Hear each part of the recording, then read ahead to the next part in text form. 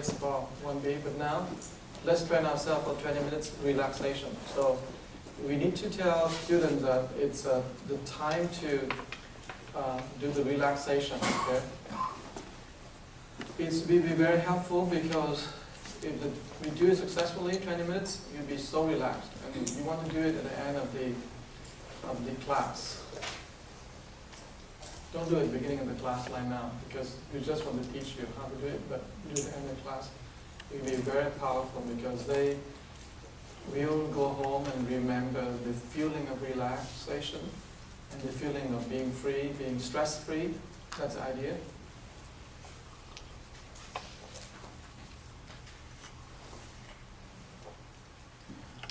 So, drink some good water, yes? Như vậy thì mình có cái course thôi, xong rồi mình theo 8 phút meditation hay là mình lấy cái này 8 minutes meditation. No, this is to train you. Remember this. There will be something that you call your learning here, and then what you are going to teach, what you learn when you teach two different things. So you go and teach maybe 8 minutes to 10 minutes, and according to the class, maybe drag it up to 50 minutes according to the time. And if students allow you to say, stay back for 10 minutes and maybe you want to do 20 minutes meditation, or you can cut back your exercise a little bit and have more meditations, depend on the situation at hand. So you don't want to fix yourself to a time, but you know that in that 2-hour section you do this much thing. Okay? Now what you need to do is to first remember 1 bell to begin and 2 bells to end. Then there is actually only 2 or 3 phases, depend on how you want to do it. But let's do 3 phases now. So first of all, ask students to have their hands on here. For you, do the same thing. Your hands over your knees, and you may take the glasses off, completely free. And ask yourself, I am free now yet? And if you say yes, then you begin. So I'm ready, I'm free.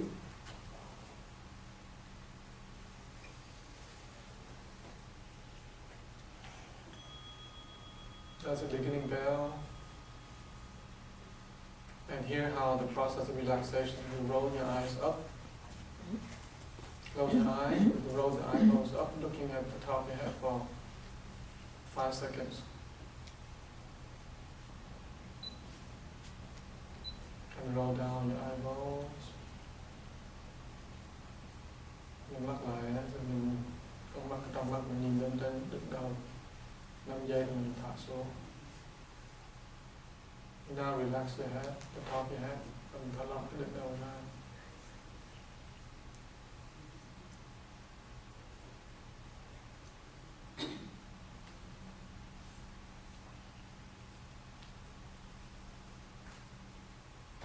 Relax your forehead, along the time. Zoom into your eyes, relax your eyes. Thả lỏng cái mắt ra. And let's try our best to relax the very subtle movements of the eyes. Con mắt của mình nó đóng đưa đó, thì mình làm sao cho mình ngừng lại. Và con mắt mình nhìn xuống. And make sure the eyeballs looking down.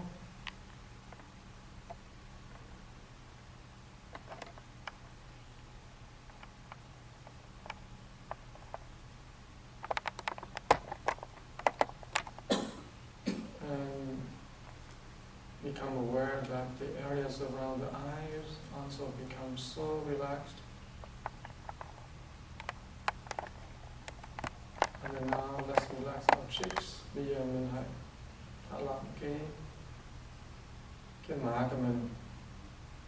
Mình tưởng tượng như là mình đang vuốt cái má ngang qua, vuốt chỗ nào thì chỗ đó nó lỏng ra, xuôi xuống. Imagine if you sweep your fingers through your cheeks so that it becomes relaxed. And then now focus on our tongue. Bây giờ chú ý vào cái lưỡi. And relax our tongue. Withdraw it. And feel how the very subtle movements, very subtle pulsating tensions of the tongue, and try to relax them. Những cảm nhận cái sự rung động rất là vĩ đại của cái lực, làm sao sự rung động này nó từ từ nó bắt lên, tức là nó bắt đầu là thật số.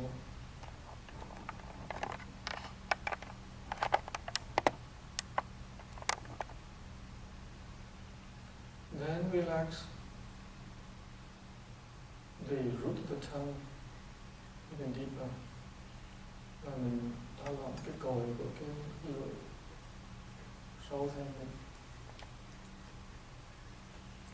And we can feel the jaws, the lower jaw become relaxed. And the lips also become relaxed because the tongue relaxed. And then get to the throat, the neck, relax it. Tự nhiên mình thấy cái hàm dưới cái môi nó lỏng ra, bây giờ mình chú ý tới cái cổ nó lỏng ra. Từ cổ nó chạy qua bên vai, rồi xuôi vai xuống, lỏng hai tay ra. Hai cái bàn tay mình cũng thả lỏng ra, ngón tay xuôi xuống. And naturally move your attention to the shoulders, both shoulders, and down to the arms, let the arms slightly fall and relax. And then hands and fingers, let them completely relaxed.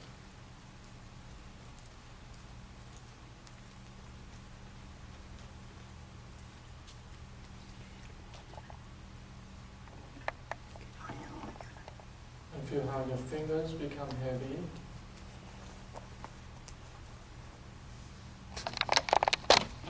Now let us sweep our attention to the chest and moving, sweeping the chest all the way down to the belly. Feel how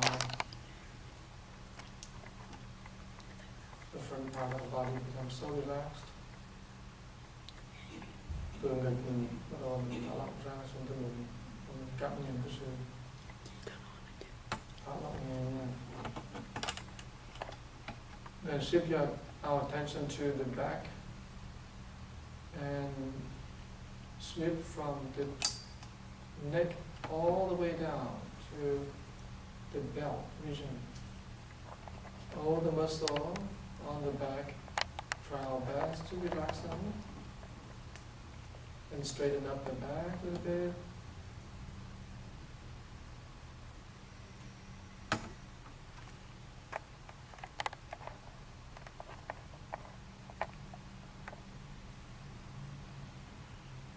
Mình thả lỏng hãy bật cái thắt lưng từ đến cổ xuống cái thắt lưng.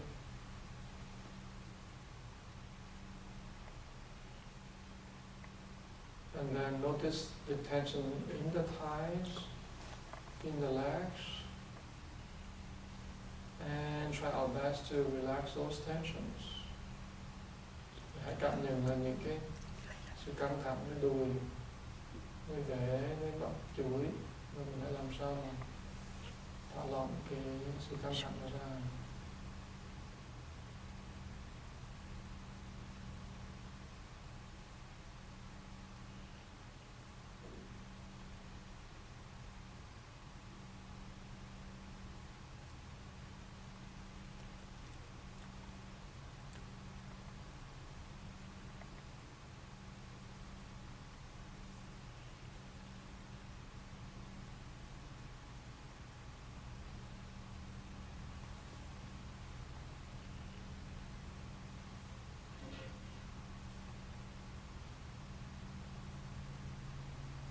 Okay, this is the very moment that we should feel so relaxed and so unmoving, so still.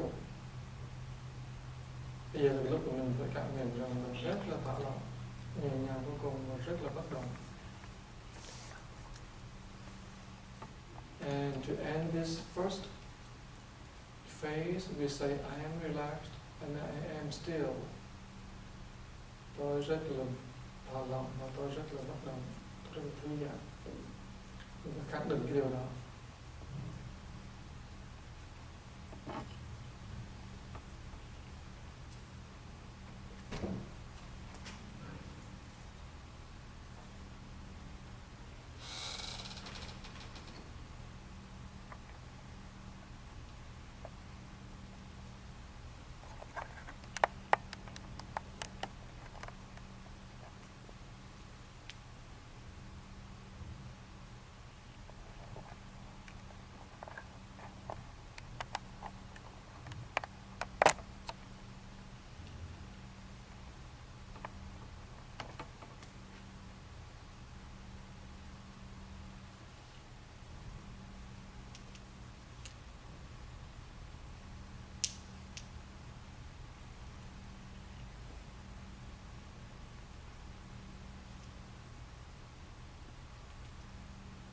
let's move to the second phase. On the second phase, let's breathe very softly and gently. That's the focus on the second phase. Very gentle breathing. Ở trong cái phần thứ hai, giai đoạn 2 đó, là hãy thở thiết là nhẹ nhàng.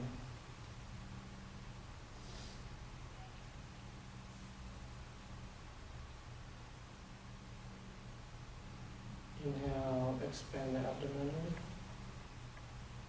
And exhale, contract the abdomen. And do it so lightly, so gently. Not to disturb and destroy the relaxation and the stillness of the body. Trong cái giai đoạn thứ hai này, mình thở thiết là nhẹ nhàng, hít vào thì bụng phình ra, thở ra thì bụng xẹp xuống hông vào. Làm sao mà đừng đánh mất đi cái sự thư giãn và cái sự bất động của thân thể. Còn cái bụng thì là phồng lên sập xuống nhẹ nhàng thôi, còn tất cả đều hoàn toàn thả lỏng ra.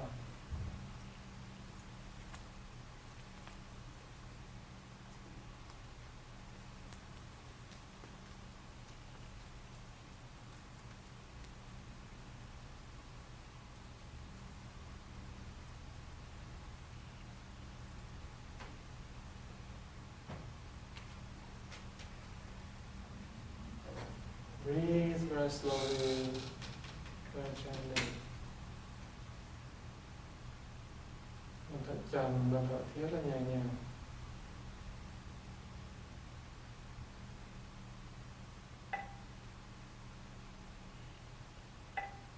That's the sound to count how many breaths in a minute.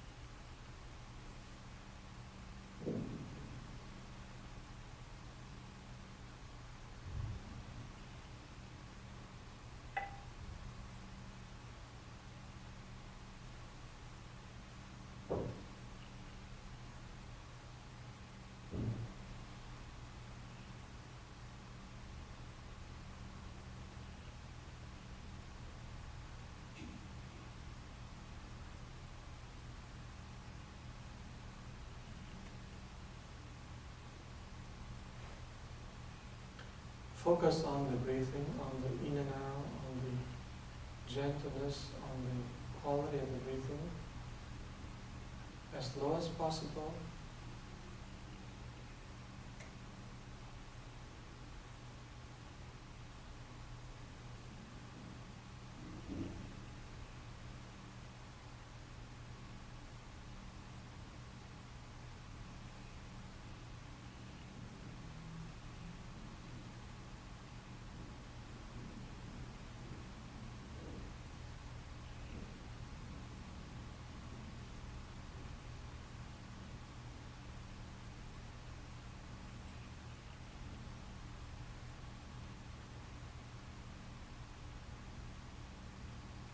Don't pay attention to your thoughts, just keep on focusing on your breathing.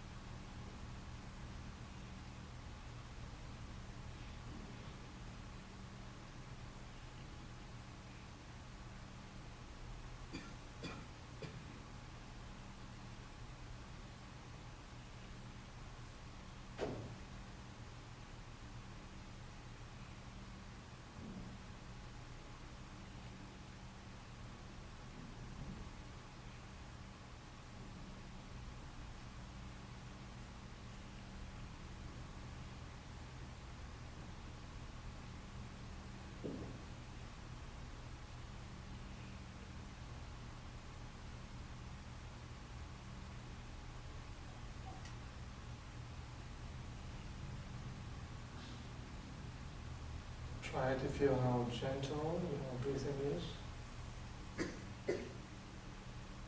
Feel how light your being becomes.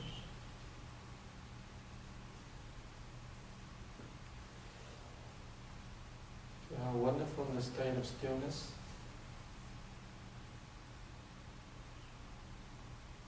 Let your mind free from your thoughts.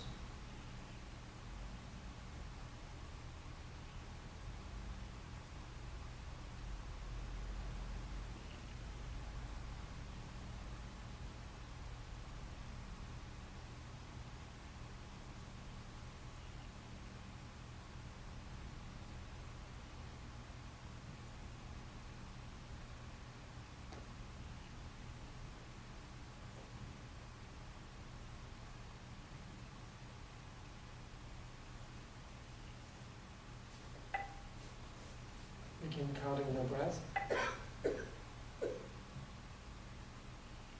Inhale one breath and count how many breaths in a minute.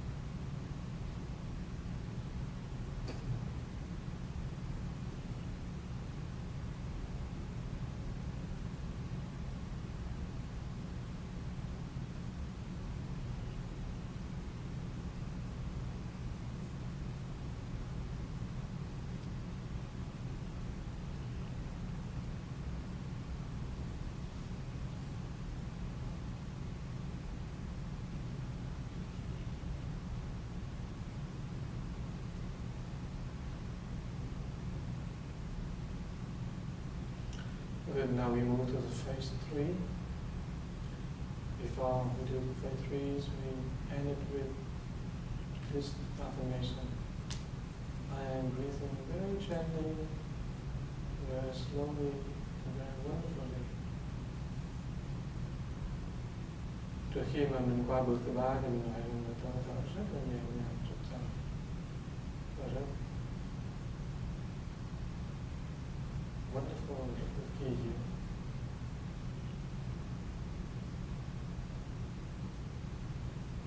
Phải cảm nhận cái sự kỳ diệu, cái sự hạnh phúc trong cái hơi thở mình thở ra và vào. Now let's do the third phase.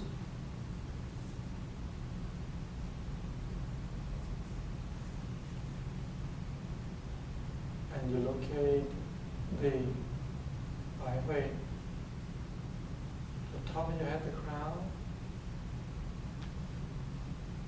and from there inhale, thinking the energy going along with the breath, going down here,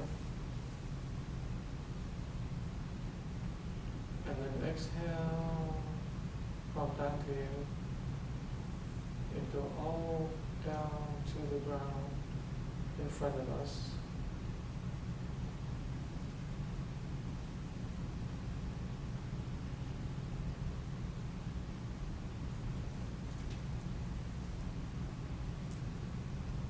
And we say, inhale, and bring all the goodness into the core of my being. And exhale, we say, all the sickness, all the darkness, afflictions in my body, in my psyche, I exhale out onto the ground. Inhale, bring the goodness, start down here. Exhale all this junk, all this toxic from the body, now gather it down here and exhale out onto the ground. Do that a few times.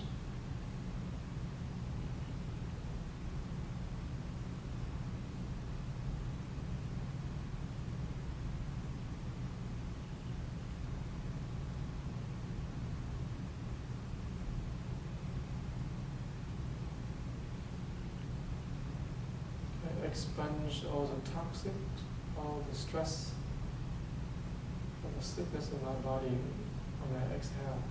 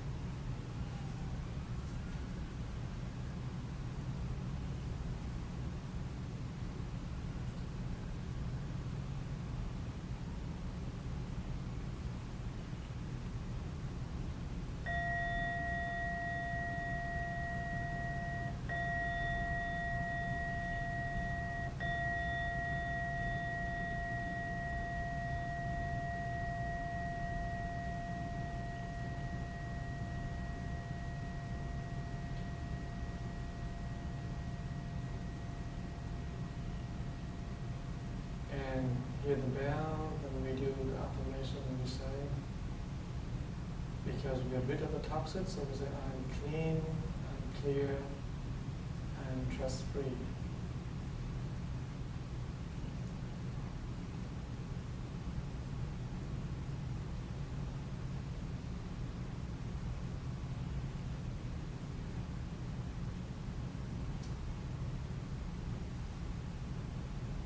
And then exhale through the mouth 3 times.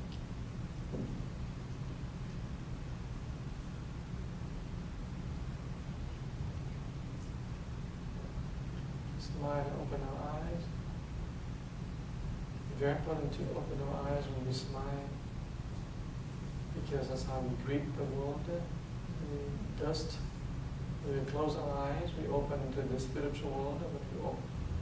When we close our eyes, we open the spiritual world. When we open our eyes, we go back to the dust, to the reality here. And we need to smile to greet the world here. And then, looking under our eyes, look up, look down, sideways.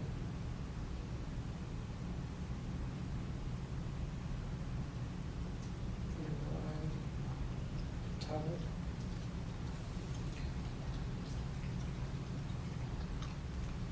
Remember to swallow the saliva. First you collect the saliva and then you swallow and expand your abdomen at the same time.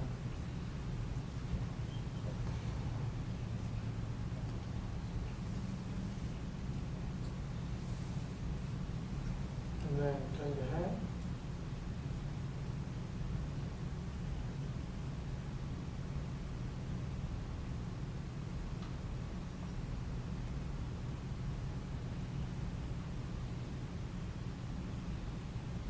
Rotate shoulders,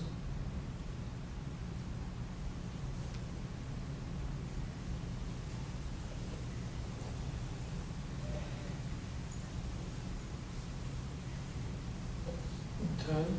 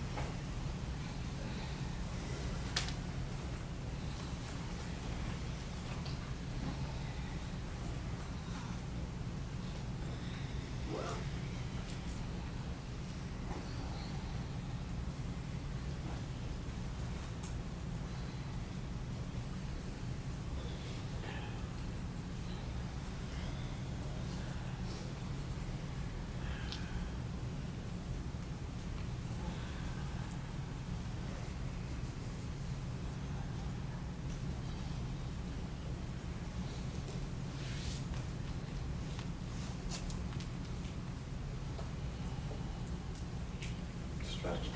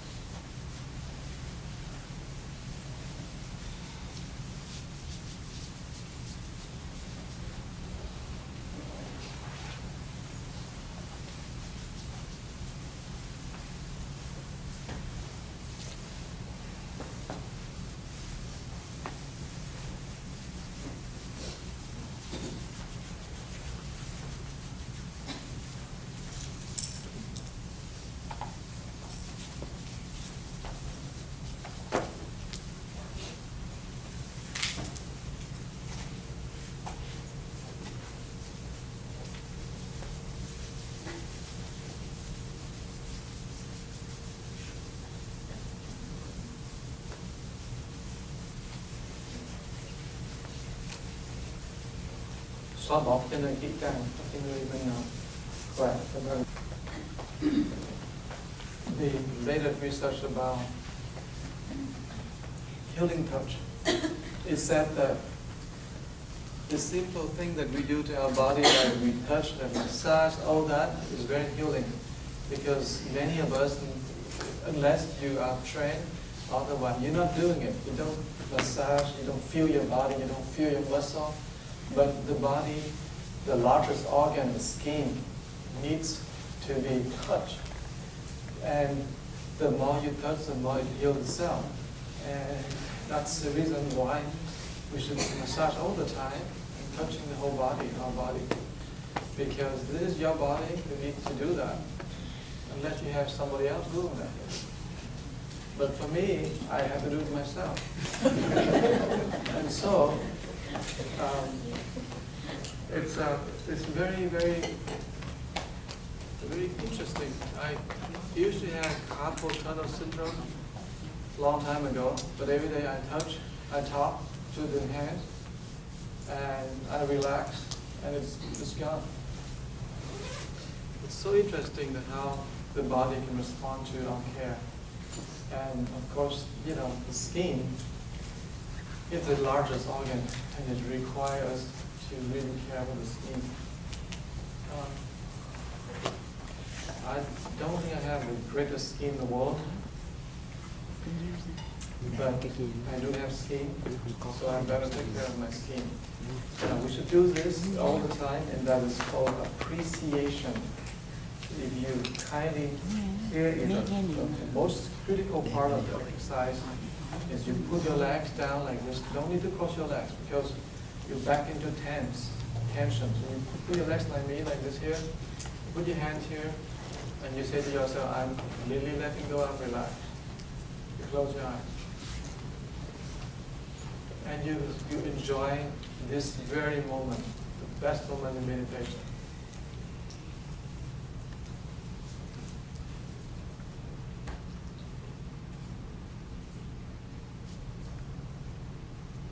If you have the heat, slowly settle.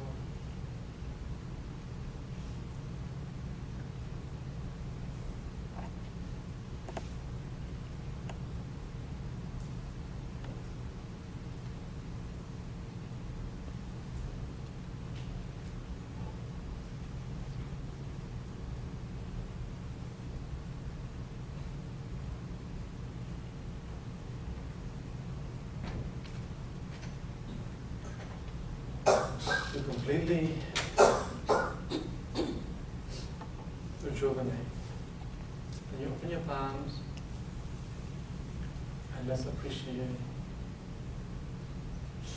There's many things we can appreciate, but the first thing is appreciate the states of the calmness, the stillness, the feeling of being relaxed while we're meditating. So appreciate those moments, appreciate those experiences. Bây giờ mình hãy cảm kích cái đầu tiên cả, mình nên cảm kích cái chuyện mình vừa mới thiền xong. Tức là những giây phút rất là êm đềm, tức là lúc mình cảm thấy hoàn toàn thư giãn và nhẹ nhàng vô cùng. Mình cảm kích cái cảm giác và cái kinh nghiệm mà mình có trong thiền. Then we appreciate the conditions that bring to this experience. Perhaps our friends, the place here, the environment, the trees, the earth, the sun rays, all the conditions that we have experienced that bring to this wonderful meditation sit. Let's appreciate all those conditions. Và mình nên cảm nhận tất cả những cái điều kiện, những cái chuyện mà nó xảy ra xung quanh và làm cho mình có được cái kinh nghiệm thiền bây giờ. Từ cái chuyện là những người bạn ngồi với mình, từ trường những người bạn mình cho tới cái hoàn cảnh của cái nơi mình đang thiền, cho tới chuyện ngày buổi sáng, cho tới cái mặt trời, không khí, không gian, thời gian, thời điểm.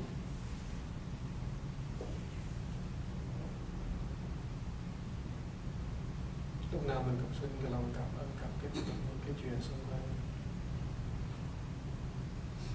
And then you bring the left hand over the heart and the right hand over the top of the left hand.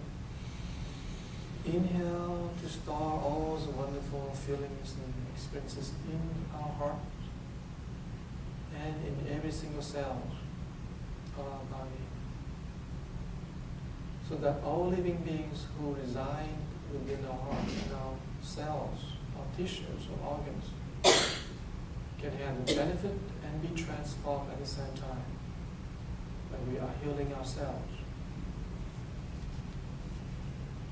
Mình hít vào, mình đem cảm nhận đó, đem vào trong tâm, giữ lại trong cái tim của mình, giữ ở trong từng tế bào, trong từng cái cơ phận, trong từng cái mô. Mình hy vọng rằng nó sẽ lành trị tất cả những chúng sinh, những cái chúng sinh mà nó đang sống trong cái người của mình đều được cái cảm nhận này và nó sẽ lành trị giải thoát.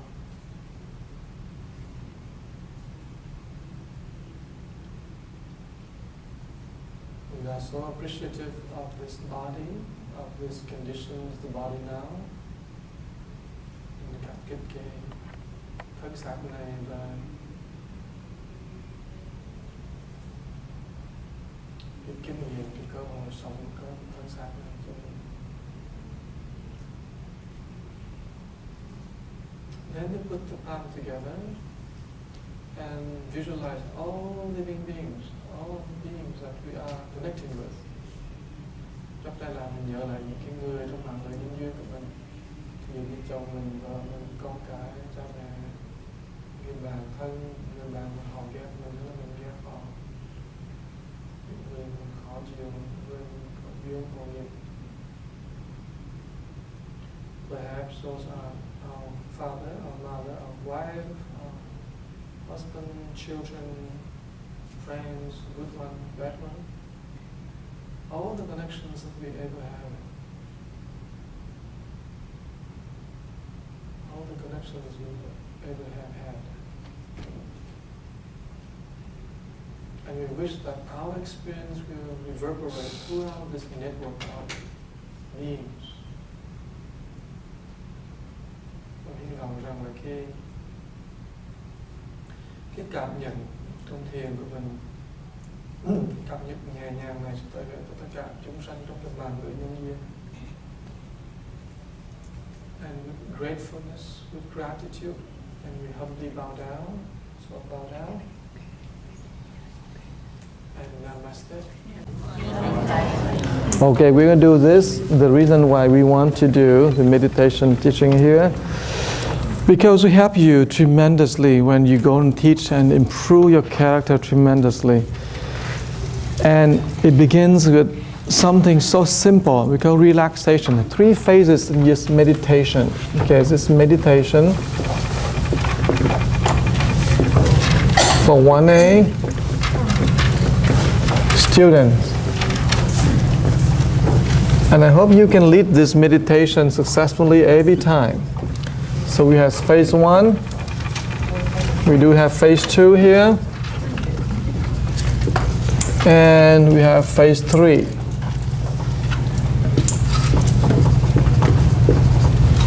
This 3 phase here are very distinctively structured. The first phase is emphasis on relaxation. So put the emphasis here so we know what it's talking about. It's called physical relaxation.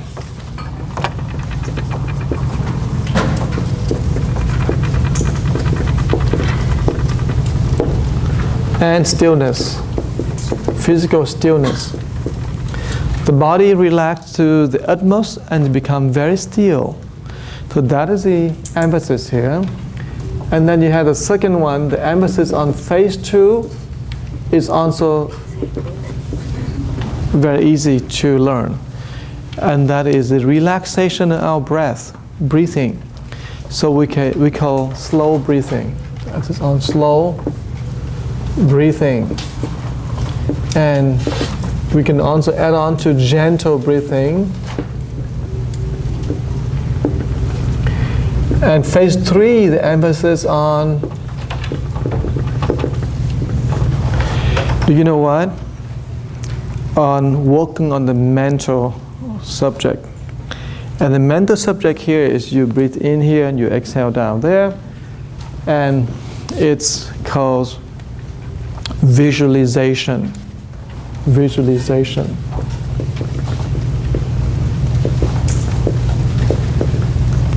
Sometimes we add on the word mental visualization, but I think it's redundant. So you cannot visualize with the body or your breathing. You have to visualize with your mind. So that's emphasis is on visualization of the third phase. And now let's go a little bit deeper on this one here. And we talking about technical know-how. So physical relaxation, you go with the top of your head. Do you remember how we do it, how we started? You remember how many of you to remember? Các bác có cần phải dịch ra tiếng Việt không? Hả? Ai cần xin giơ tay cho con coi. Dạ, có 2 thím. Thím cần không? 3 thím. 4 thím. 5 thím. Dạ, con xin dịch ra tiếng Việt, nhưng mà cái thím có biên được không? Mấy thím qua bên này ngồi đi. Thím Vân. Thím Vân qua bên này ngồi ngay giữa này, cho nó đồ sộ một chút xíu. Đây, bên này có hồng hào, bên này có hồng hào này. Đi cái đường gì mà nó chật vậy? Đi ra ngoài đi gì mà chật nít vậy không biết nữa. Bây giờ ông Phật ông nói hay lắm. Cái thiên đường hữu lộ nhưng mà là không muốn đi, địa ngục vô lối như cái chui vào. Phật nói đó. Thiên堂有路而不去，地狱无门就撞进. Thiên đường có cửa thì không vô, có lối không vô, nhưng mà địa ngục thì không có cửa nên mà cái chui vào nó hay thiệt. Phật tin trước hết trơn là đây đường rộng thì rộng đấy. Không, muốn đi vào đùng 3 cái là cho hư rồi tỉnh sao. Hay.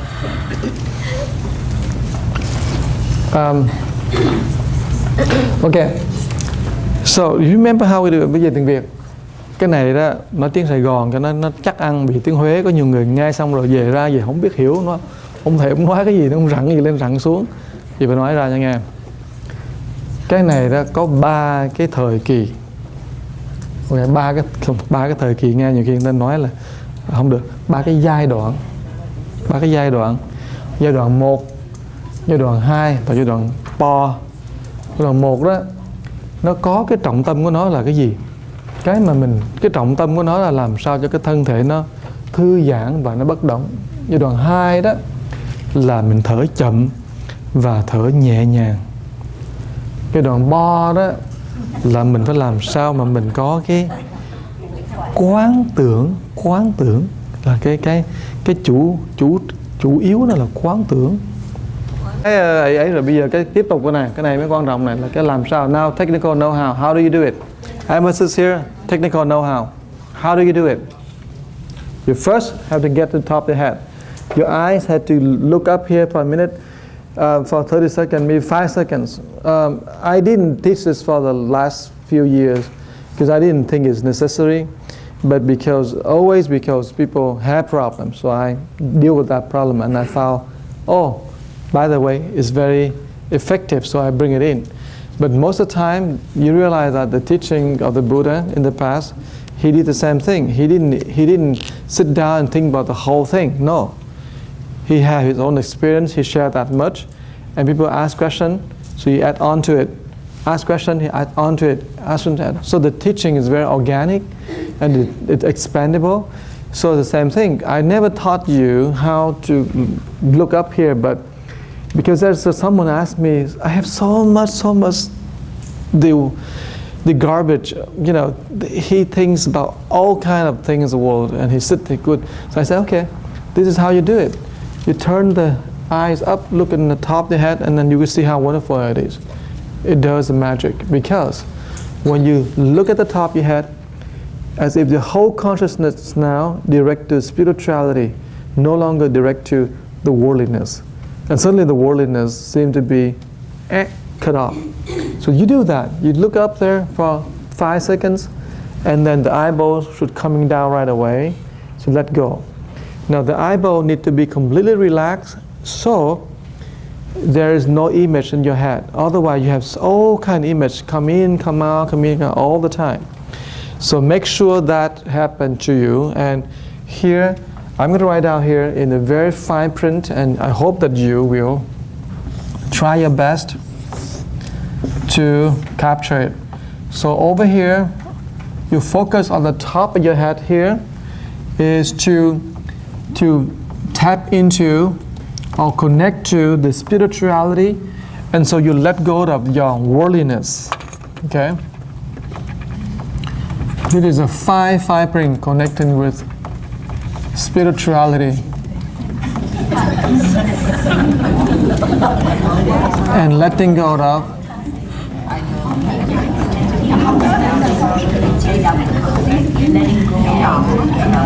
connecting with spirituality and letting go of the worldliness.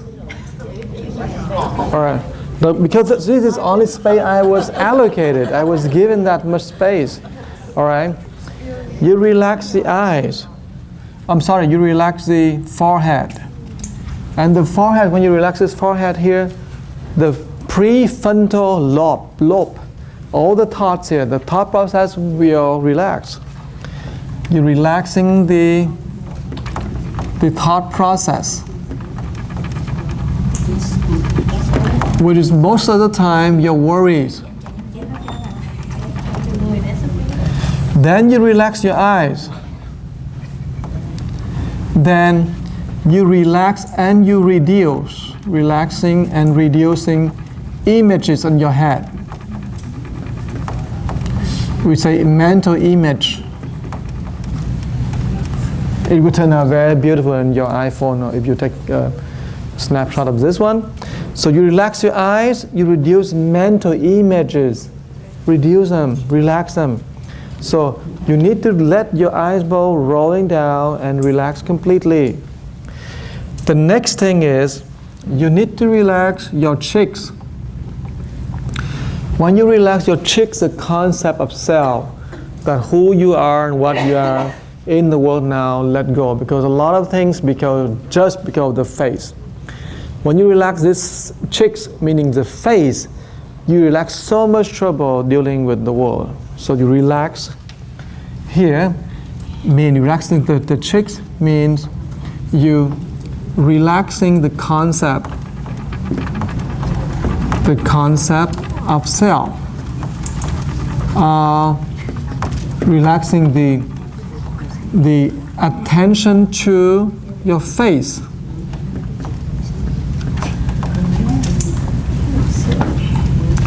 Face here meaning of who you define you are.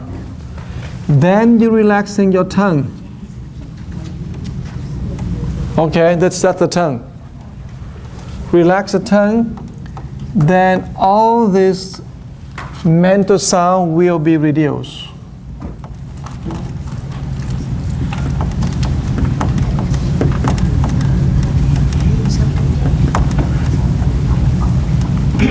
Các thím quay được không?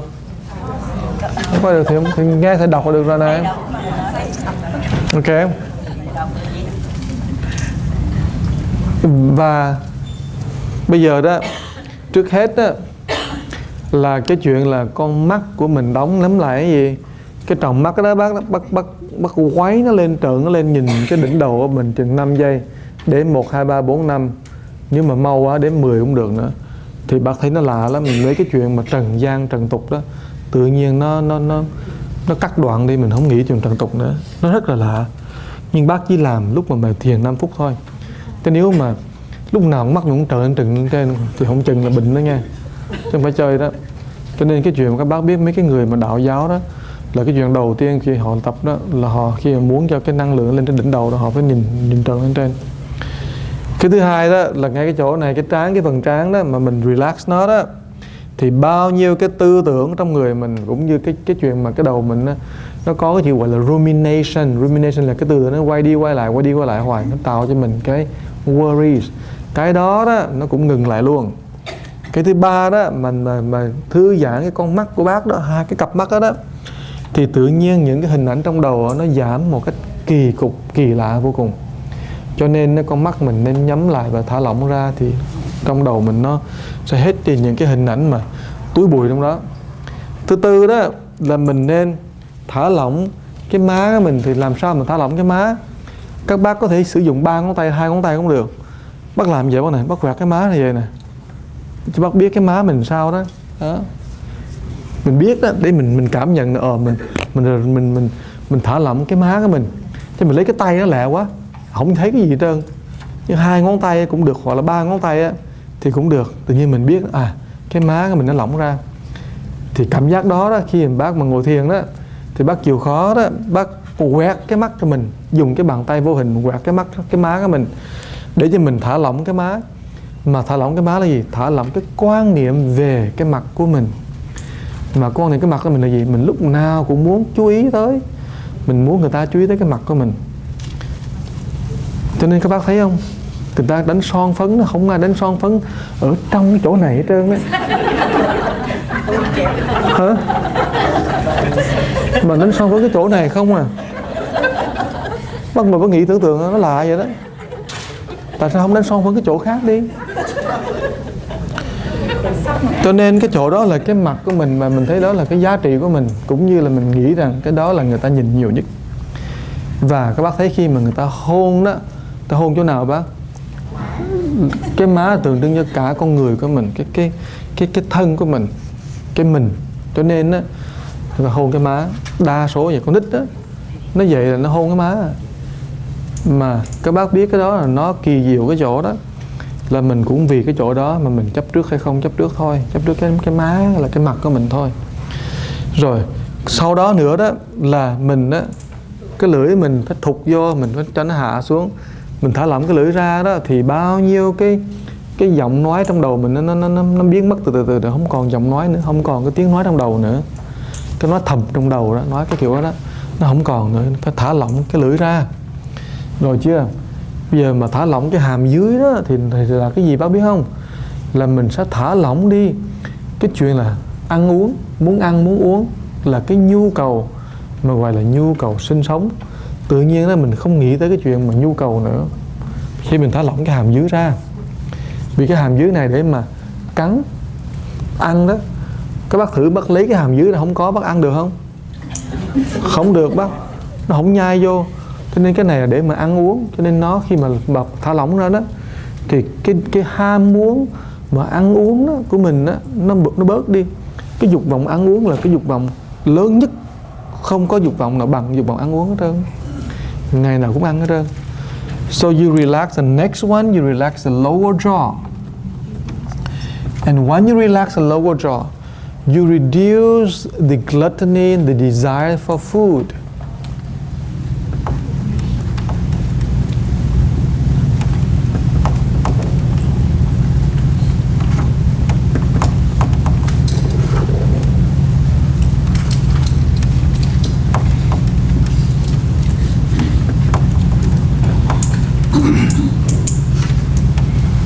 All right. So every single part is really helpful. Now you relax the neck. Now this guy doesn't have a neck. We gotta have a neck for this guy. When you relax the neck, what happens is you relax the connection between your head and your heart. Because there's two parts here, the intellectual and the emotional, the two parts. They need to connect, they need to come together, they need to join and mutually accept each other. So when we relax our neck wonderfully, the head will understand how the heart feels. The heart can express in a way that the head can accept. So you connect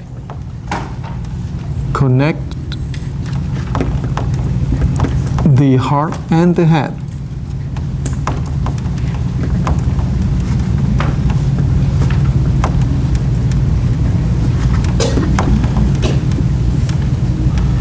You're connecting the head and the heart harmoniously. You relax your shoulders and the sense of assumed responsibility will be released.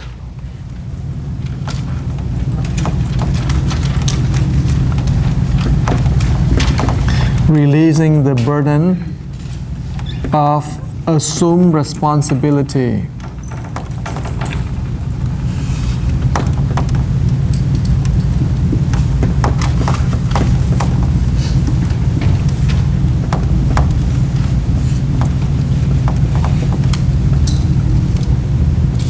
Okay, and you relax the arms. When your arms relax,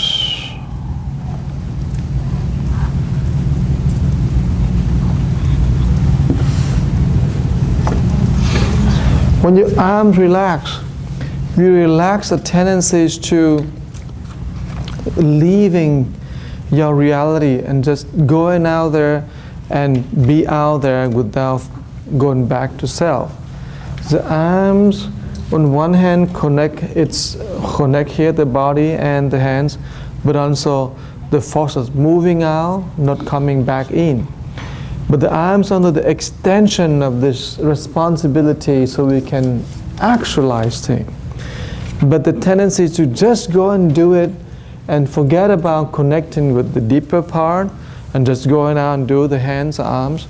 Now you relax that tendency and you bring them back to the inside. Okay, so the arms without the hands make no sense. The arms really connect and make all things realized. So these arms here, when you relax it, when you relax the two arms, then you make the connection between the body, between self and your work become harmonious.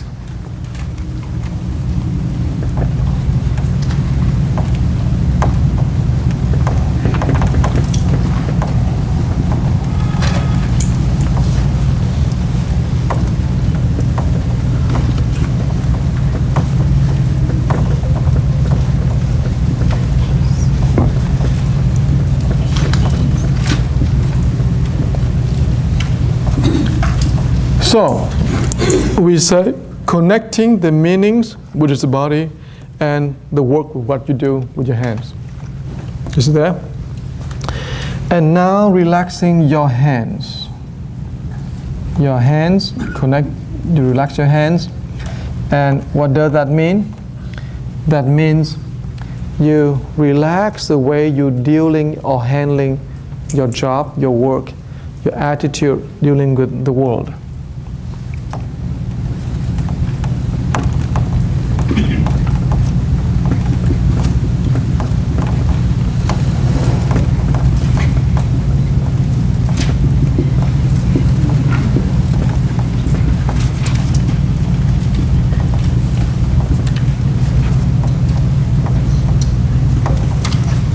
Rồi bây giờ tiếng Việt nha các bác.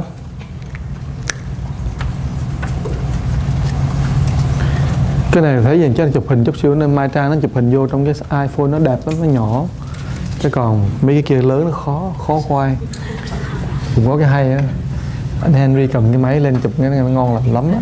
Trong cái iPhone, iPad anh á. Để nhà rồi anh. Mình hồi nãy mình nói tới đâu rồi không? Cổ rồi đó. Cái này chưa nói phải không? Cổ chưa nói phải không? Cái cổ đó là nó nối liền với cái đầu và cái mình này là con tim. Cho nên á, cái sự suy nghĩ của mình và cái sự cảm nhận của con tim đó, nó được điều hòa, hài hòa với nhau. Nếu mà mình không có làm cái cổ đó thì mình không cách gì mà mình có thể hài hòa cái tim với cái đầu được, sự suy nghĩ được.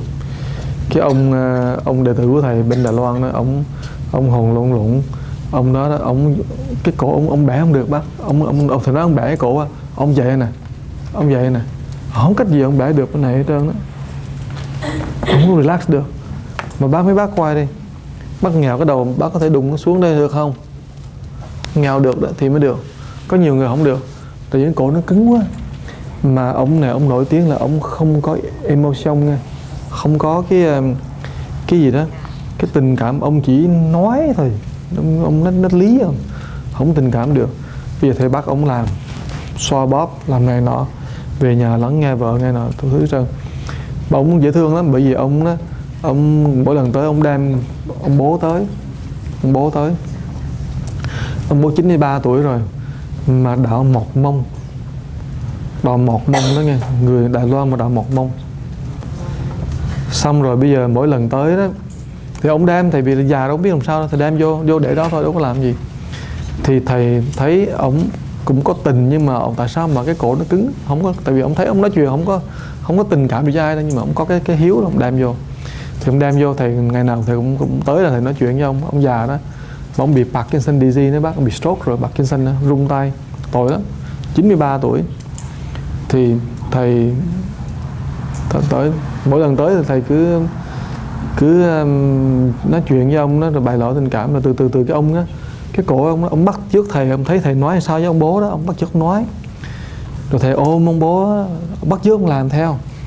Ông nói tôi không bao giờ tôi ôm ông bố tôi được hết trơn đó, nhưng bây giờ thầy làm rồi tôi làm theo, rồi làm vô ôm vô rồi mỗi lần tới là thầy nắm tay ông bố đi đưa đủ thứ. Mà tội lắm, có một bữa ông ngồi ăn với thầy, đi ăn tìm phở đó, biết không, tìm phở mà nó chơi cái tô mà tô Nhật Bổn đó, mình gọi là cái gì quên, cái tô bự đó kìa, xe lửa đó, cái đó tiếng tiện Mỹ gọi là gì ta, ô gì đó, udon nó bự vậy nè, to, nó bự tô bố rồi, trời đầy trong đó ra mà bún của nó. Thì ăn thầy ngồi bên này ăn, ổng ngồi bên kia ăn nửa chừng thầy thấy ủa sao mà cái đầu ổng cái gục xuống múc đồi nữa. Thì nó cái này chai không có thịt đâu bác đừng có múc. Ông nói không phải, cái hàm răng dạ rớt trong á. Lượm không ra, bị nó trơn có biết không, lượm không ra. Trời ơi, thầy phải nhắm mắt lại móc cho ông lên. Ông nóng rồi là nóng không, nó tồi dễ sợ lên. Ông thương thầy lắm. Bác biết sao không bác?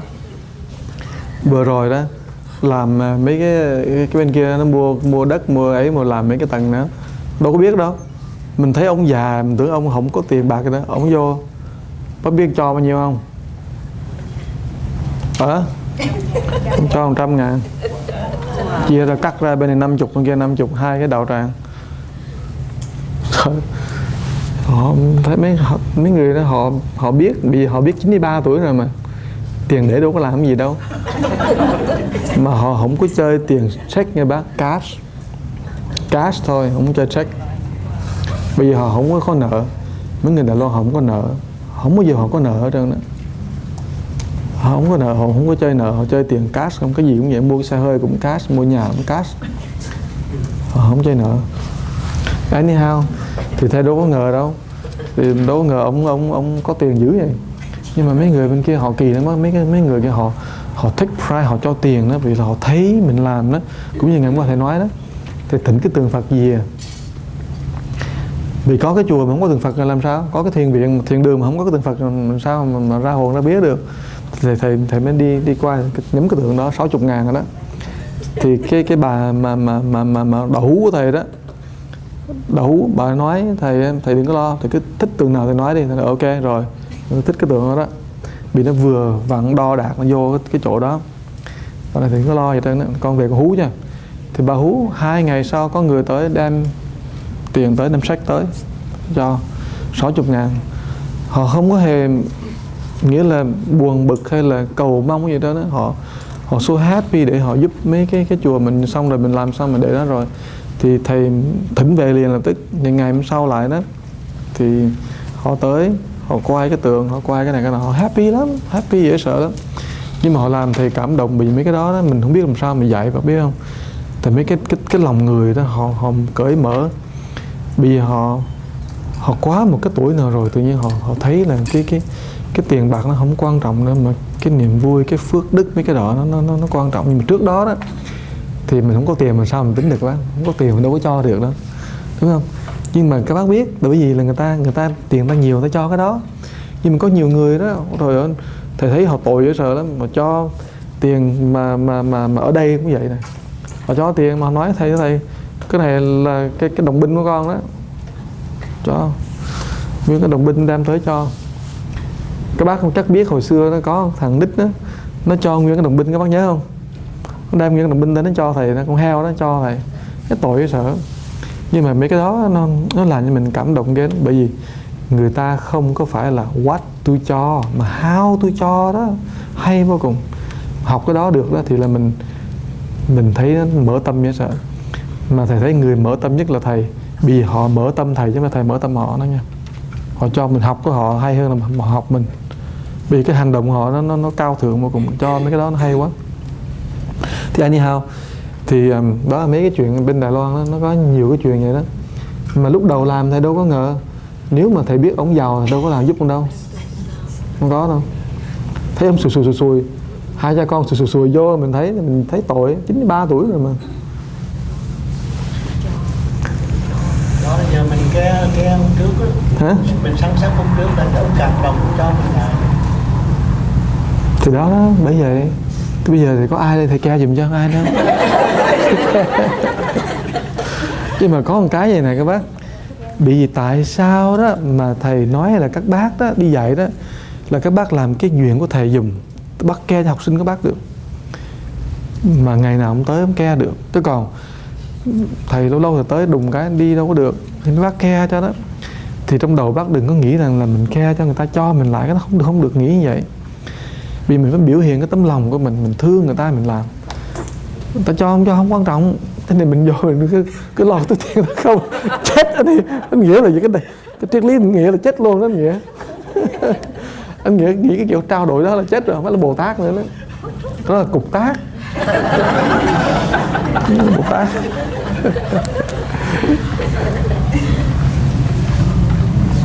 Cái ngón tay là mình relaxing đó. Cái ngón tay đó.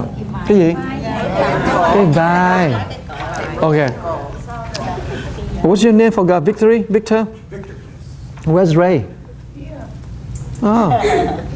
I just told you people joke in Taiwan this and just to tell you something very interesting about the ways that it's touching me more than I touch them. We just established a temple, not a temple, it's a meditation hall, 2 stories, 2 floors. Actually, we bought 2 floors. So they need a Buddha statue, and I don't know how to deal with it, but I said we're gonna have to get a statue. And so one of the students said to me, no problem, teacher, let's go there and find the statue you like. So I went there and I looked at the statue and I said, this is one I like. It's very expensive. I don't tell you the price, but it's hugely expensive. I said that's the one that we want to put it here because that's only the size and the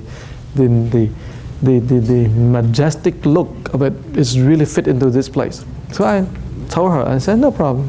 We spread the words out.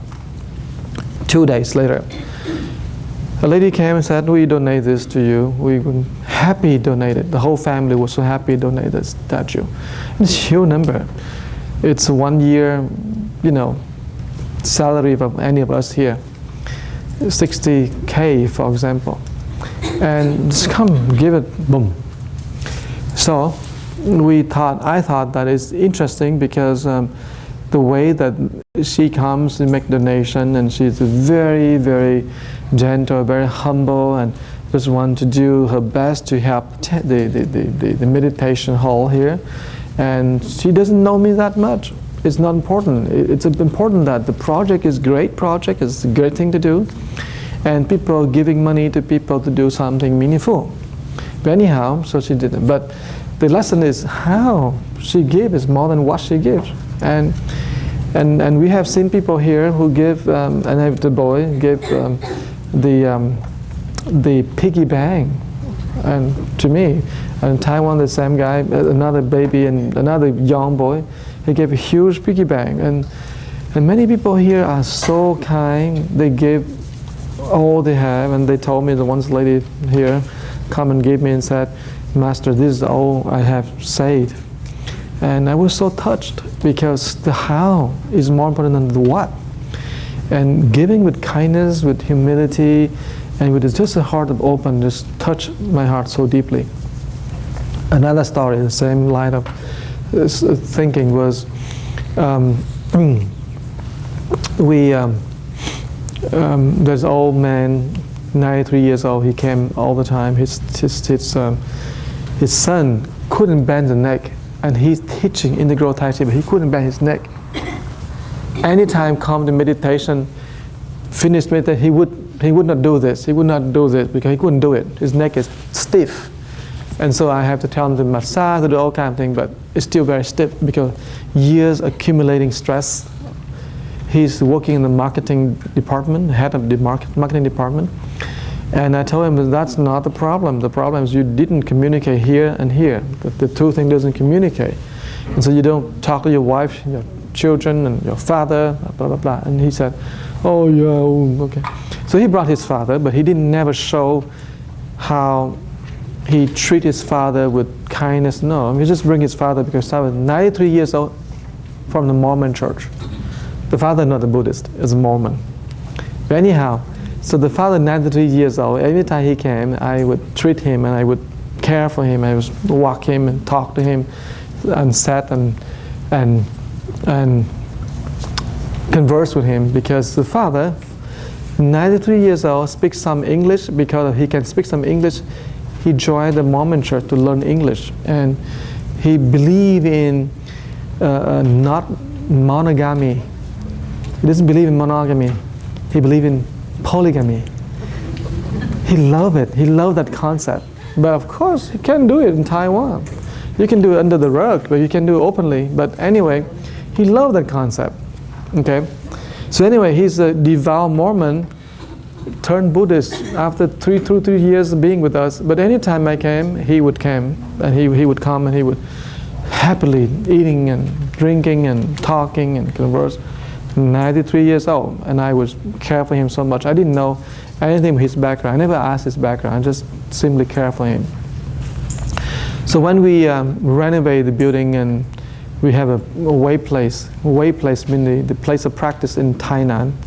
So he came and he go through our inauguration and very, very touching, inspiring moment.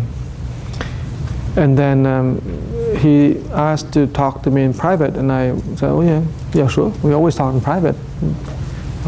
And he took out his whole bunch of cash, $100,000.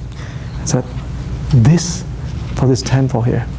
I was surprised. I said, no, you want to be, no, this temple and that temple cut in half, so 50-50.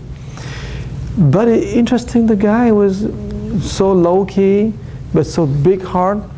At the end of his life, 90 years old, he see through the materialism, and that's very difficult to see through materialistic, the desire, know that. But you know, when you live so long, and you know that at a certain time of the year, the day, the month, you don't know, but there will be one day you wake up and you said, I'm done with this. That moment, that awakening moment is so important. Don't miss it, because each of you will go through that. Each of you will meet this moment when suddenly, out of a sudden, you cannot manage it, you cannot do anything to it, but that moment will come. But if you are wise, you look at that moment and you say, yes, I'll go with this. Then your life will transform. But if you don't, that moment will pass and you will have to start all over again. And there are 3 times in our lives that we see this moment. 28, 29, 30, 31, 32. Those are the 5 years that you can see those moments happen. 55, 56, 57, 58, 59, 60, 61, 62. That's 7 years. And then again, you will see that around 70 to 74. Why? How? Nobody knows. It's just the research said that. Those are the years that you will most likely will hit that very plateau of your life, and suddenly that moment will appear. And you will see, you will feel it, and you will see that your life will be transformed. But if you see that moment and you say, oh yeah, I see through it, and then suddenly your spirituality will grow. But you don't go with it. Don't worry. There's always time. The 70s. Right. How old are you now? 61. Okay. You still have time. But you will see that moment. It's a very wonderful moment. I don't think it's 55 of me, but I'm just last year when I turned to 50 today, this year, I was on the airplane. I woke up from the airplane. I saw this TV screen, that the movie going on here, and suddenly I realized that I'm moving, I'm traveling. Things go crazy. But where is me, the real me? And suddenly I shift completely my consciousness. Completely. So I really have the urge to go into seclusion and really finish my practice. But I see more and more the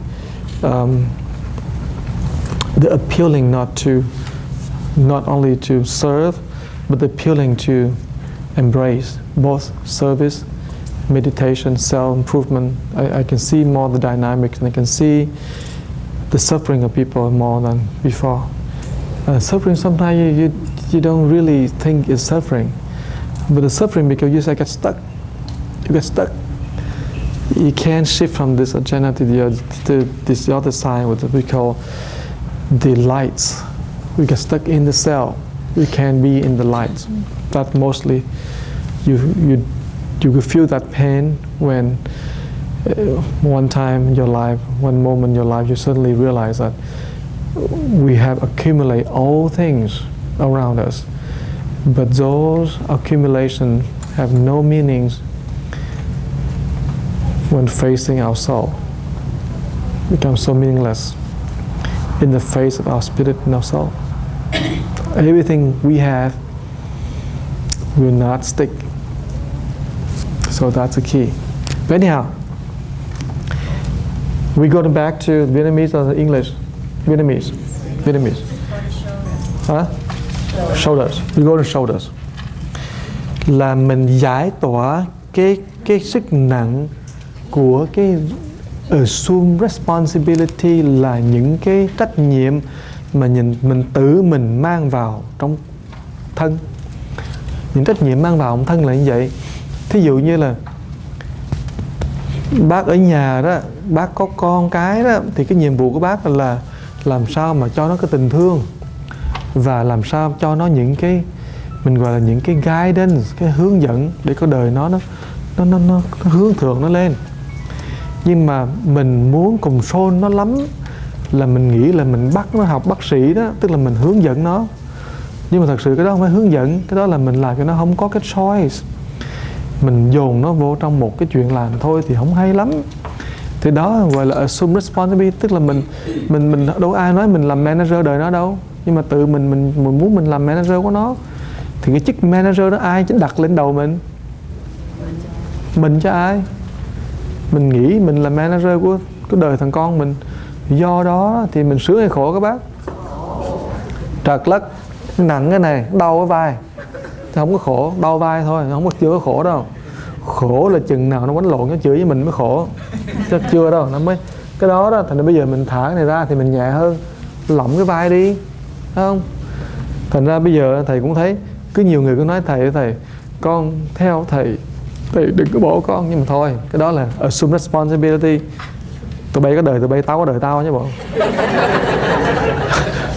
Cứ lo nó không mà cái bác quay không lo được, không lo nổi. Hôm qua thầy nói chuyện với bác Tùng, ngồi trên xe lái xe nói chuyện bác Tùng, bác nói thầy có biết không, con 59 tuổi là con đi mổ tim, bị mổ tim. Bác Tùng đó, bỏ bác Tùng 59 tuổi là con mổ tim. Ông nói nghe dễ thương lắm, bác Tùng ông nói nghe dễ thương cái tội lắm, vì thầy với ông không có cái cơ hội mà nói những cái chuyện mà thâm tình như vậy. Mà tối hôm qua ngồi trên xe lái xe nói với ông nói thầy ông dễ thương vô cùng. Ông nói 59 tuổi mổ tim, qua cái mổ đó rồi mới thấy cái đời nó gọi là vô thường. Mình không làm chủ được, mổ tim đâu làm chủ được đâu. Thì cái đó nhiều khi đó, trải qua mấy cái chuyện mà như vậy đó thì bác mới buông cái này nè, cái responsibility này nè, nó còn không có dính, nó cứng nó luôn, nó không có chịu làm gì trơn đó, dính nó vô. Connecting với lại cái meaning, cái cánh tay đó nó lạ nha bác. Cái này đó, cái phần tay này nó nối liền cái bàn tay này và cái trên và cái thân của mình. Cái thân của mình có nghĩa là ý nghĩa, cái này là cái việc làm của mình. Cho nên cái chuyện này và cái này nó dính nhau, nó phải dính liền với nhau. Cho nên á, cái phần của cái tay đó thường thường nó phải mạnh. Các bác cái tay mà nó ốm níu như là cái tâm nó lòi ra đó, tức là bác làm việc đó mà không có lực. Không có lực là vì sao vậy? Vì trong này mình không có ý nghĩa gì trơn, mình không biết mình làm gì có ý nghĩa gì trơn. Bên ngoài này cứ làm mà mình không có cái ý nghĩa. Ý nghĩa là cái gì? Là cái tinh thần, là cái triết lý chủ đạo. Cho nên mấy bác qua cái tay, các bác qua cái tay bự không? Ta không bự đó là thiếu cái ý nghĩa đó nghe. Bây giờ mình qua tay người nào rồi nè? Cô Vân có tay không? Wow, cái bàn tay này quá trời. Nó bự quá. Cái đó là cái ý nghĩa nó nhiều quá. Nhưng mà cái đây nhiều ý quá. Một cục vàng đây mà nó có nhiều ý đó, nó nhiều cái giá cả quá, tính giá cả đủ thứ hết trơn đó. Rồi bây giờ đó, cái nào nữa rồi? Cái bàn tay đó, cái bàn tay đó là cái đó, thái độ của mình khi mình đối xử với người của bên ngoài thế giới, tức là người bên ngoài đó.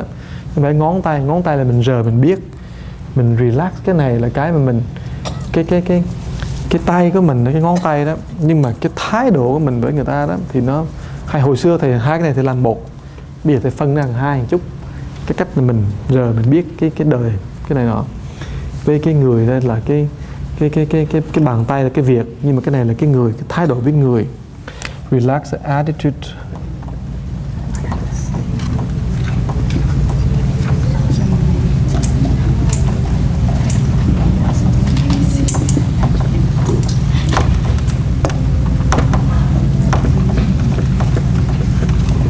Okay, I have just modified a little bit so it become a little bit more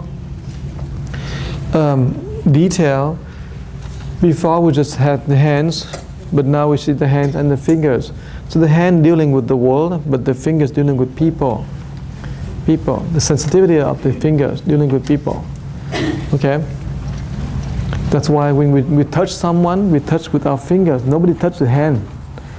But when we hold something on the palm, the hand. So it's a little bit different there. Okay. Now after that you relax your chest, the part here.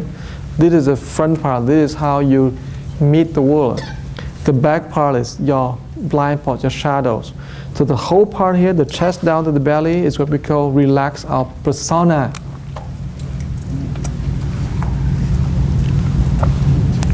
So here, so we say the chest, meaning relaxing our persona. Persona is what we project to the world.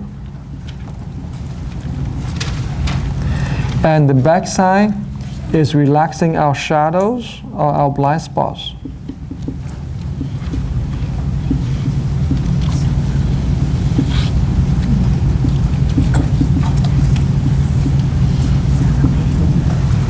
Okay.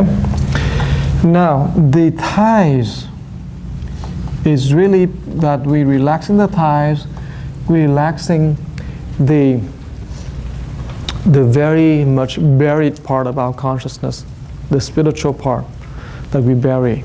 This is where we bury the spiritual part, the subconscious, relaxing the tension from subconscious.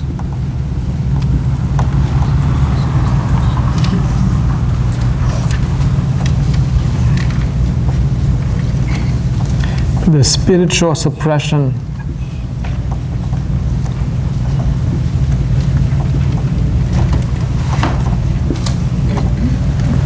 Relaxing the tension of subconscious, the spiritual suppression. Okay, the thighs.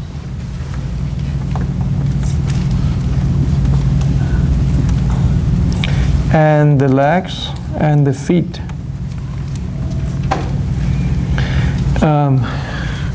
We lump sum all of this in one like that, it's okay.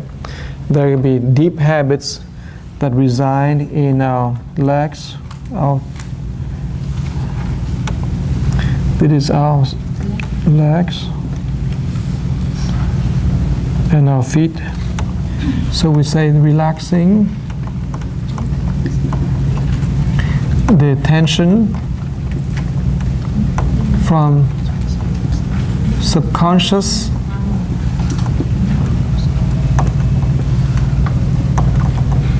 habits.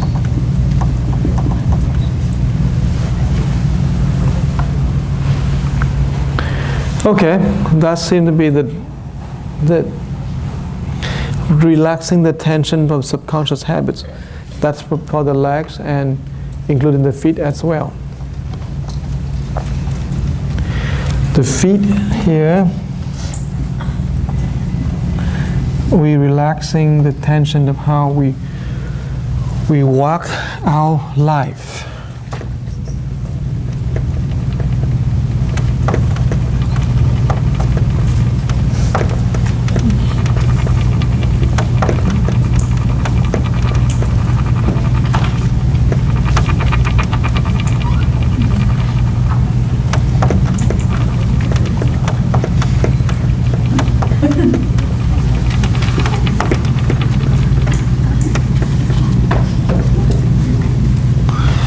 Relaxing our feet is relaxing the tension and the attitude, how we walk our path and our life. Okay, those are relaxing. That's how we relax our path and our life. Khi mà bác thả lỏng cái đùi ra đó, cái đùi là nó là nói về cái bộ phận mà mình gọi là spiritual lắm đó. Trong cái chân của mình, cái trên này là spiritual, cái dưới này là material. Trên này là tâm linh, dưới này là cái cuộc đời của mình, dưới này đó là vật chất.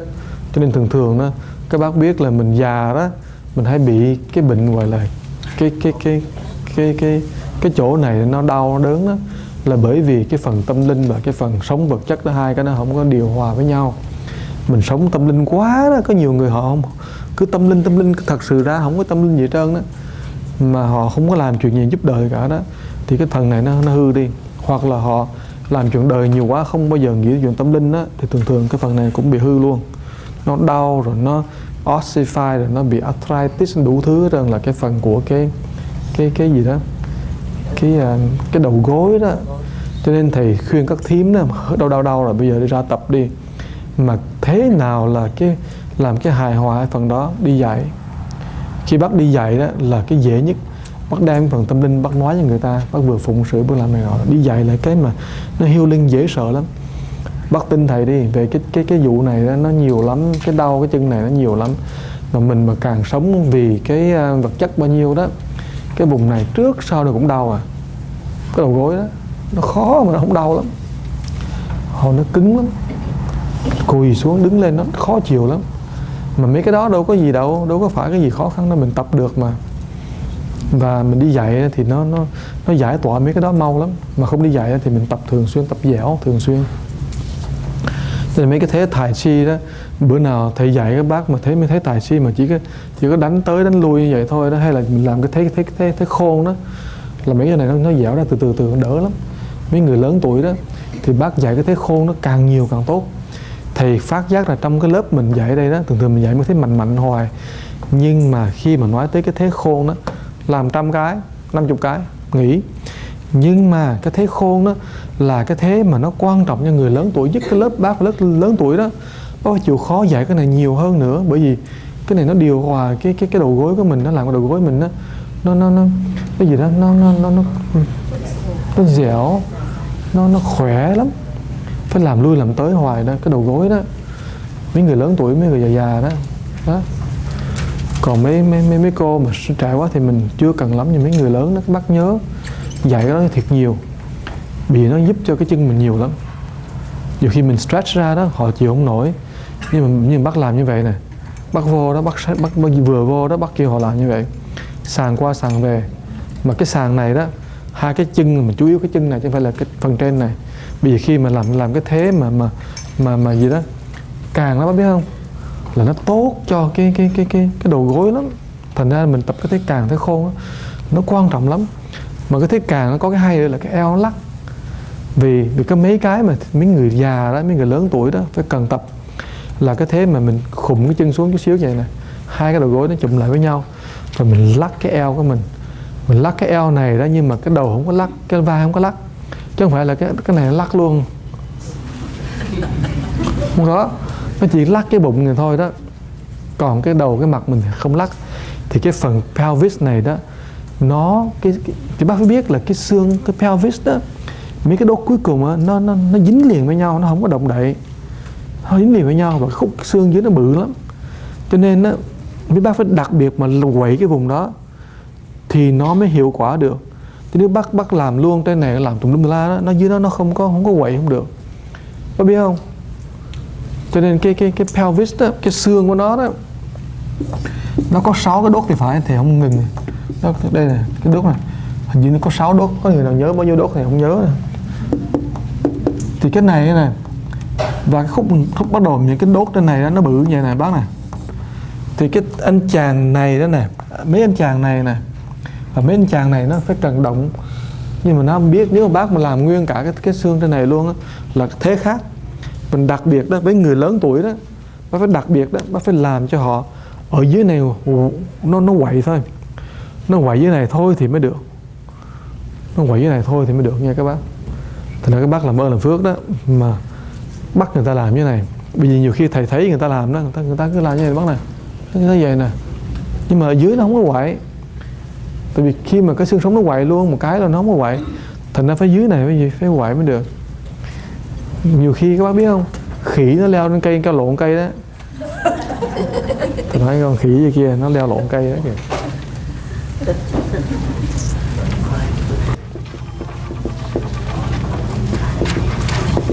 And you say, I am relaxed.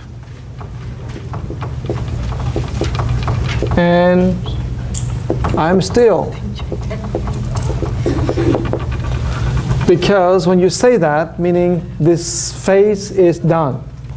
If you don't say that, then this phase has not yet finished. So say, I'm relaxed, I'm still. Và mình phải nói câu là tôi thư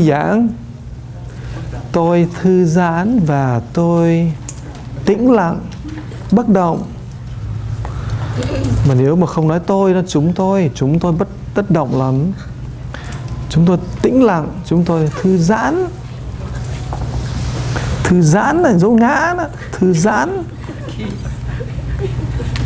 Không phải là thư giãn. Chúng tôi buông lỏng. Buông lỏng. Lỏng là khỏi cái ngã đấy. Buông lỏng mà thư giãn. Okay, next one. Okay, look at this one here. And slow breathing is so easy. You inhale, you expand your abdomen, and you exhale, you inhale, and you expand your abdomen.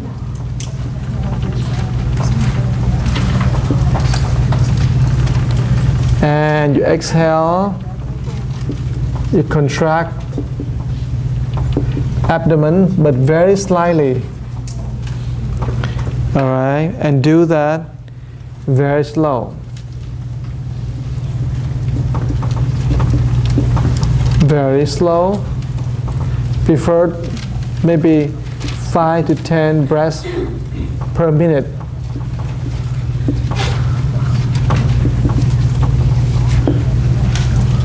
And very gently. And the affirmation that we need to have over here.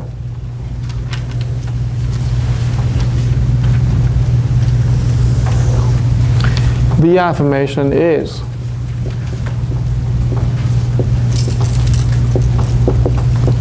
I am what?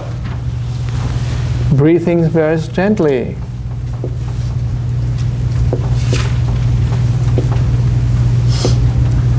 And slowly.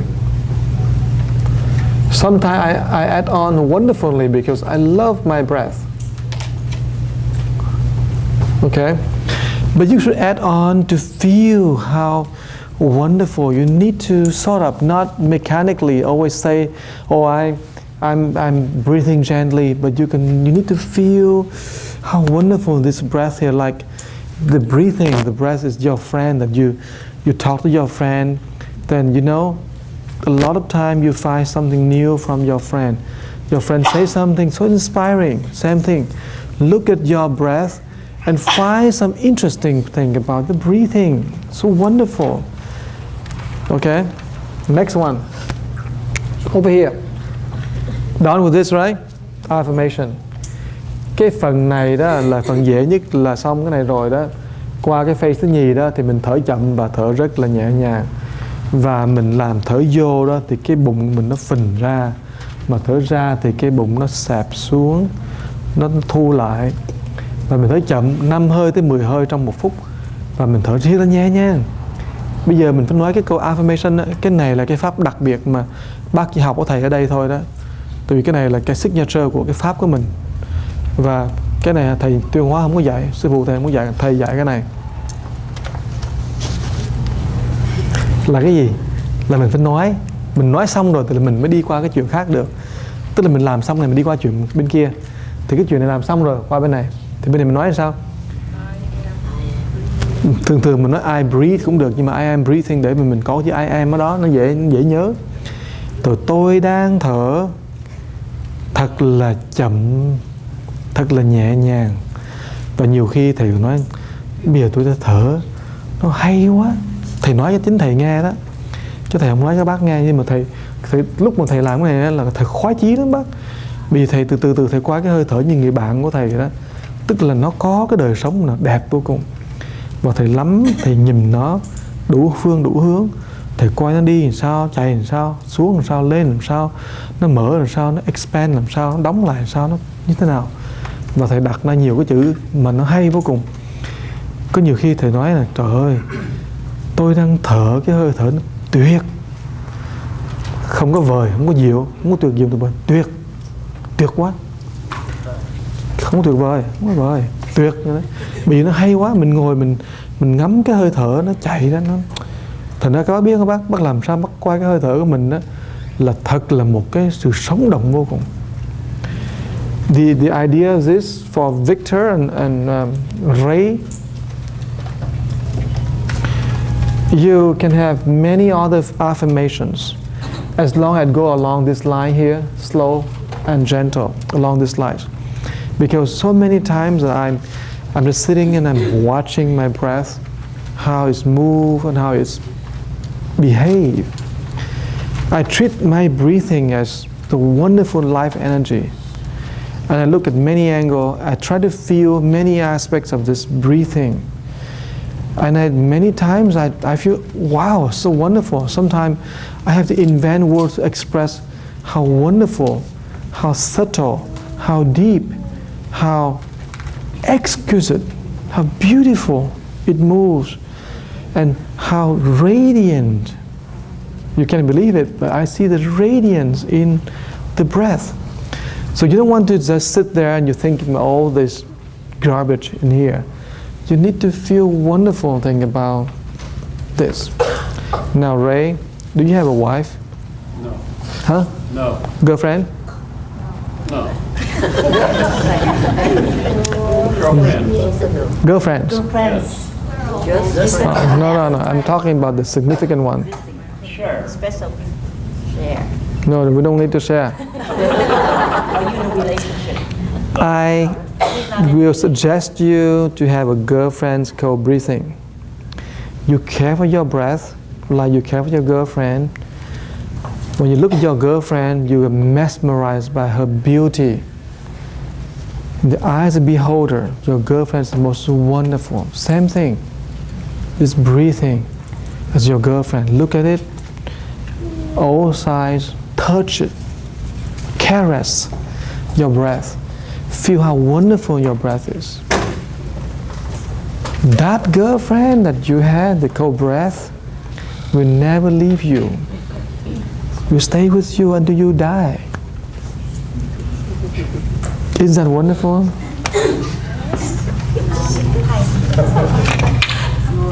So in the first phrase, when you guide the meditation, do you just guide them to breathe to different spot in the body, or you actually explain the meaning? No, this is for you to understand the meaning. You gotta get the tape that I did, go back, use that tape as a guidance. Or you can help typing that guide, that instruction on the, we call the command. But this is for you to understand. So people ask you, oh, what do we relax this for what? You understand because it will relax the assumed responsibility, for example. But you need to understand this in order to go and teach a meditation so you can be very confident in what you teach. You don't want to hit or miss, meaning, oh yeah, maybe let's relax over there and get the little... No, you got to be really crispy when you get in there. Everything, you know it. Okay? Now, you don't say, oh, let's breathe into here and relax that part. Don't need to. All you need to do is focus on it, relax it, feel it. 3 things. Focus on it, relax it, and feel that relaxation. 3 steps. 1, focus on it, meaning the body part. Then relax that. Then feel the relaxation. Now, some people focus on it, relax that part, but don't feel it. Now that doesn't do. You need to focus, relax, and feel that relaxation. Feel it. And you need to feel wonderful. The thing is we need to feel wonderful. We can't just go through mechanically and say, oh yeah, I just meditate. But look at your face after you get out of meditation. Pain. No, you need to feel wonderful. You need to feel so wonderful. Okay, let's do this, quick. There's emphasis on visualization. You visualize. And now we take one more step from here into here. In here, do the breath have any direction?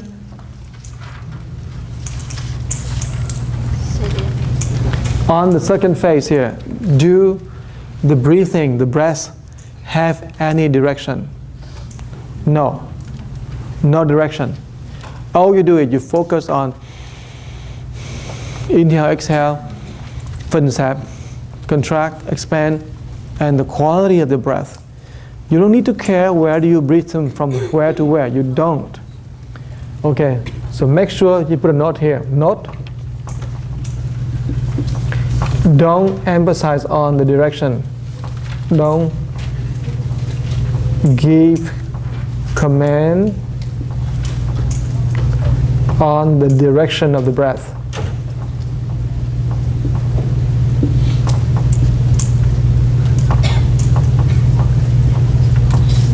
Okay? But over here, yes. Now you give the direction of the breath. And here how you do it. Inhale from Bai Hui.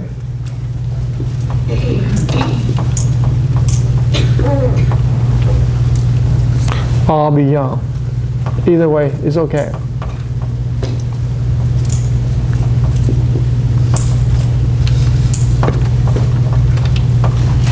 Breath and energy flow down to Tan Thiện, and you immediately have to say this right away. You immediately say this. You say that I bring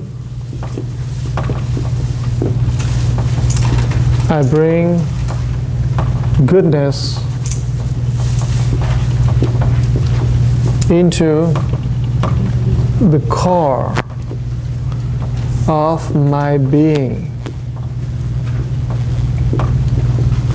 Now don't worry, there's no ghosts and spirits will come with this. I bring goodness into the core of my being. So either you focus on the top of your head, it's sufficient. You bring it down. You think that you breathe, You pull the energy and the breath all down to down here, inside, not outside, bring down to down here. And you say that, I bring goodness into the core of my being. This is the core of our beings right here. Ok. Bây giờ là khi mà mình thở vô đó, ở bên này nè, mình phải biết là cái hơi thở bây giờ nó có cái chiều hướng. Bên kia nó không có chiều, bây giờ nó bắt đầu nó có chiều hướng. Thì khi sao? Thở vô mình đầu tiên mình chú ý tới cái bách hội cái gì? Thì mình kéo cái năng lượng cái bách hội xuống, cũng như là hơi thở mình kéo xuống, mình nói là cái năng lượng mà hơi thở sức sống đó nó xuống tới đan điền cái này.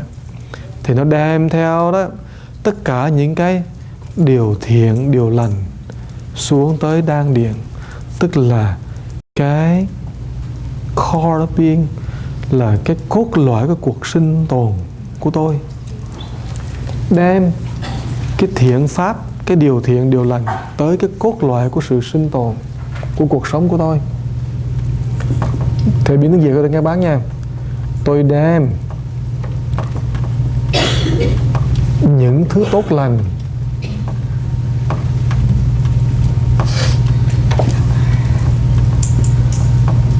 xuống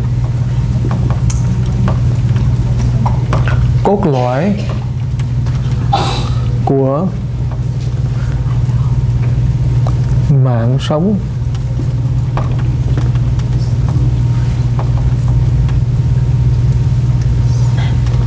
Tôi đây, viết gì hay không ta? Tôi đem những thứ tốt lành xuống cốt lõi của mạng sống tôi đây. Nghe nó không có nghe cái bình dân quá ha. Cái bình dân học vụ á, nghe nó giống như thử là dân Gia Long nói chuyện hay sao đó. Chứ phải đem là khác lại. Tôi đem những thứ tốt lành xuống cốt lõi của mạng sống, của cốt lõi của hả? Tôi đem những tốt lành xuống cốt lõi sinh tồn của tôi. Của tôi nữa. Cái Tôi đem những thứ tốt lành xuống cốt lõi của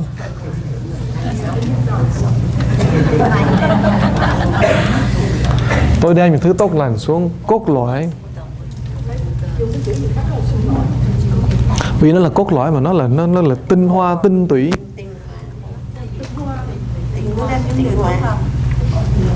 Tôi đem những thứ tốt lành đó, core of my being, là tới cái cốt ở trong nó, cái tủy. Tôi đem nó bơm vào trong cái tủy sống của tôi đó. Cái tủy, tôi đem cái tốt lành nó bơm vào trong cái tủy của mổ. Tôi đem những thứ tốt lành xuống. Tức ghê mấy cái này. Tiếng Anh nó dễ, tiếng Việt nhiều khi nó khó. Tôi đem tới cốt lõi của cuộc hiện sinh.